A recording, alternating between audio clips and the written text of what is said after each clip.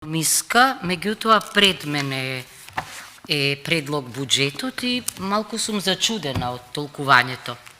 Имено на страна 40, ако одите, што ќе видите најпрво? Дека од 403 треба да одземете 120, бидејќи и тие се овде, тоа сме ние пратениците, и еве ви ја бројката, ќе ви остане 283. Значи, за нив зборуваме.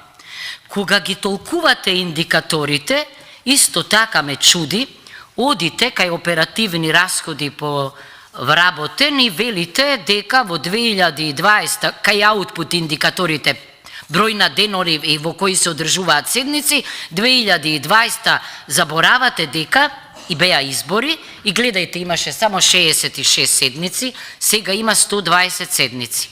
Заборавате исто така дека кога зборуваме за буџетите, исто така патните трошоци, телефоните, се е тука, значи, вградено. Значи, еве да ви кажам со која бројка опериравме врз основа на совети на стручни лица овде. Дека ќе бараме, дека инсистираме на покачување од 11% и дека за тоа ни требаат само 20 милиони денари.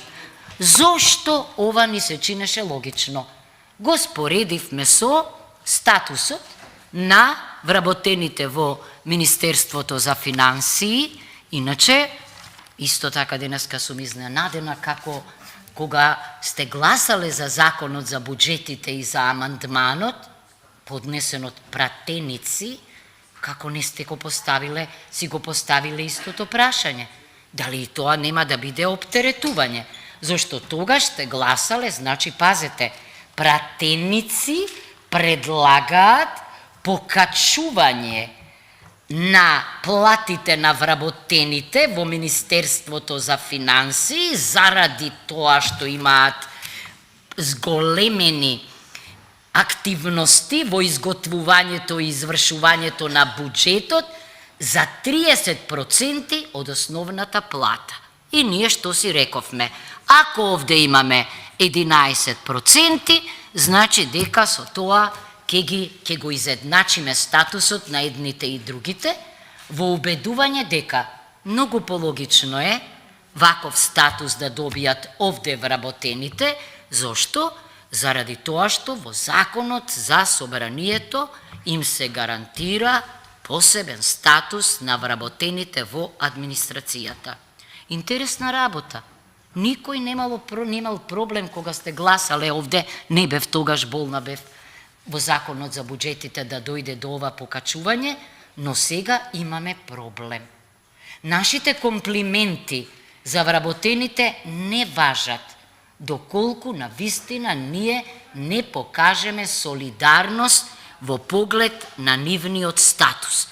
И никаков популизам тука немаше. Напротив, не ми е јасно зашто јас и останатите бисме имале потреба да им се додворуваме на вработените овде. Напротив. Меѓутоа, она што мене ме збунува е следново. Ако јас добро, бидејќи мислам дека е економистка, која ги разбира работите, ја разбрав Марија кога дискутираше. И Марија зборуваше околу статусот на буџетскиот совет и потребата тој да даде иницијатива, ама јас сега една правно-логично прашање си поставив, па за да интервенира буџетскиот совет треба да има некој основ. Кој е основот? Овде, бидејќи вие треба да предвидите пари во буџетот, за да може буџетскиот совет да предложи нешто.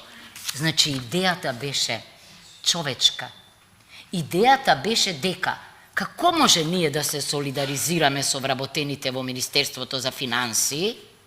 Не бевте, не знам дали бевте овде кога јас го образложував, заради нивното заголемена активност, а да заборавиме дека овде вработените имаат зголемена активност далеку поголема. Буџетската канцеларија, сите во различните комисии, бидејќи низ призма на комисијата и трошењата во определени области, ни предлагаат или не советуваат. Тоа беше идејата. Значи, не разбирам Што е тука чудно? Што не е разбирливо? Сигурно е поразбирливо оние со кои работиме, да ги поддржиме, заради тоа што мислиме дека не се доволно наградени, одо што некои што не знаеме што работат. Логично би било тоа да го стори министерот за финансии или Министерството за финансии, или заменик министерот или самото, ама не дошло до тоа. Кој е тој парадокс? Пратеници да предлагаат зголемување на плати на вработени во Министерство за финансии, а да не разбираат дека пратеници би е пологично да предложат зголемување на платите на оние кои им се логистичка поддршка. Тоа беше нашата идеја. И јас во разговорот стручен со Марија сватив дека има шанса за ова, дека не се негира. Значи, еден експерт не негира дека треба да дојде до тоа. И навистина не разбирам. Но не ми е јасно каква врска има расправата за платите на администрацијата со сето она што го слушавме овде. И затоа беше мојата реакција.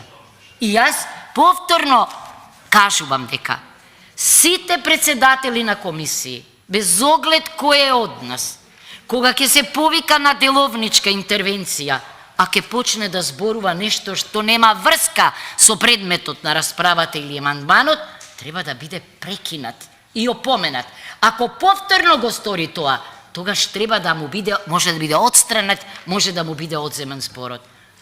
Луѓе, да престанеме да расправаме за нешта што се случувале во минатото, кога имаме овде буџет. Тоа е за време на избори, изборна кампања. Го трошиме времето, енергијата, умот, се однесуваме чудно. Затоа, господине Јован, јас реагирав. Затоа што мислам дека треба да се држиме до предметот на расправата. Значи, тоа е мојот одговор за вас. Не сум економистка, но еве ги податоците овде. Не ми е јасно. Мислам дека вие заборавате дека, значи, еве на 40-та страна се и пратениците и вработените. Епа сега тоа е. Благодарам.